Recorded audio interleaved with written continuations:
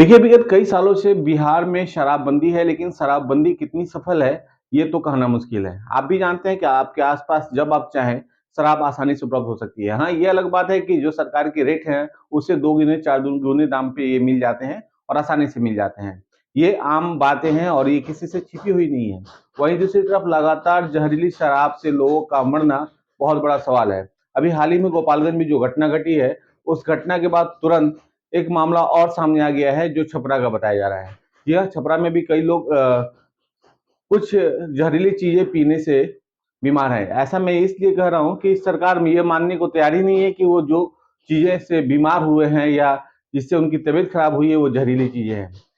पिछले साल बहुत ज्यादा मृत्यु हुई थी छपरा में ही और आज फिर एक मामला आया हुआ है। 2 दिन पहले गोपालगंज का ये पूरा मामला था, लेकिन इसको लेकर सुनील कुमार जो मद्य निषेध विभाग के मंत्री हैं, उन्होंने साफ तौर पे कहा है कि ये जांच में आ चुका है कि जहरीली शराब से कोई मरा नहीं है, कोई और चीज पिए हुए था। अरे भाई, तो पिया क्यों था?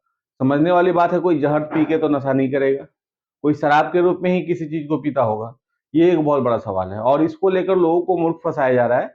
शराबबंदी कितनी सफल है और कितनी विफल है, ये तो जनता खुद जानती है और जनता तय कर सकती है कि क्या सही है और क्या गलत है। लेकिन इस तरह का हास्यप्रद बयान देना मंत्रियों के द्वारा कि जहरीली शराब पीने से नहीं मौत हुई है, कुछ और नहीं चीजों के पीने से मौत हुई है, तो सामूहिक रूप से लोग एक ही साथ क्यों पिएंगे? घरेलू विवाद भी अगर होगी तो एक व्यक्ति पिएगा, 2 व्यक्ति पिएगा, 6 और 7, 8, 10 तो नहीं पी सकते हैं। ये एक बहुत बड़ा सवाल है। तो अभी लगातार ये घटनाएं हो रही हैं और जहरीली शराब पीने से लोगों की मौत हो रही है, ऐसी सूचना है। लेकिन सरकारी स्तर पे कोई बयान नहीं है। इसकी पुष्टि हम नहीं करते हैं, लेकिन लगातार लोग बीमार पड़ रहे हैं और इसकी मौत हो रही है। जहरीली शराब बिक रहे हैं, इसमें भी कहीं दो राय नहीं है और शराब तमाम जगहों पे 2 गुने 4 गुने दामों पर मिल रहे हैं। इस पे भी निकारा नहीं जा सकता है। तो आप खुद तय कर सकते हैं जहरीली शराब क्यों बन रहे हैं और इसके पीछे किन लोगों का हाथ है।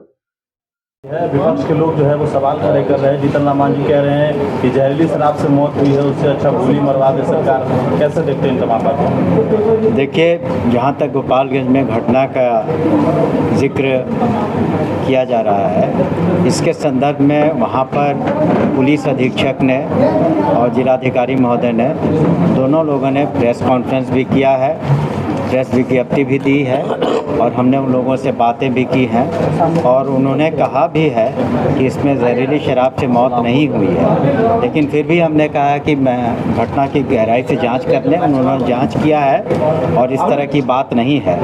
और जहाँ तक इस तरह का अनर्गल बातें करने की जो एक प्रथा और परंपरा बन गई है विपक्ष की, तो उसके बारे में क्या कहा जाए। जब ये शराबबंदी कानून लागू हो रहा था 2016 में, तो इसमें तो सभी लोगों ने साथ दिया। एक भी लोगों ने इसमें कोई डिसेंटिंग वॉइस या इसका प्रतिरोध नहीं किया, सभी साथ थे। जब साथ रहते हैं तो कहते हैं कि बिल्कुल ठीक है, जब साथ नहीं है तब अपनी बातों को दूसरी तरीके से रखते हैं। लेकिन हम लोग सजग हैं बिल्कुल पूरी तरीके से कि शराबबंदी सही तरीके से लागू हो। नशाबंदी पर भी हमारा ध्यान है। ये बात सही है कि हम लोग का ओपन बॉर्डर है, लोग गिरफ्तार होते हैं, लेकिन फिर भी शराब से चूँकि अवैध कमाई है, इसमें कुछ लोग लगे रहते हैं और ये निरंतर हम लोग का सतत प्रयास है एक्साइज विभाग का, पुलिस विभाग का, एंटी लीगर टास्क फोर्स का, जो आज सूचना के बल पर या लोगों के तरफ से जो सूचनाएं प्राप्त होती हैं या जो लोग पकड़े जाते हैं उनका जो स्वीकारात्मक बयान आते हैं, उसके आधार पर हम लोग कार्रवाई करते हैं। आपको नहीं लगता कि बॉर्डर एरिया पर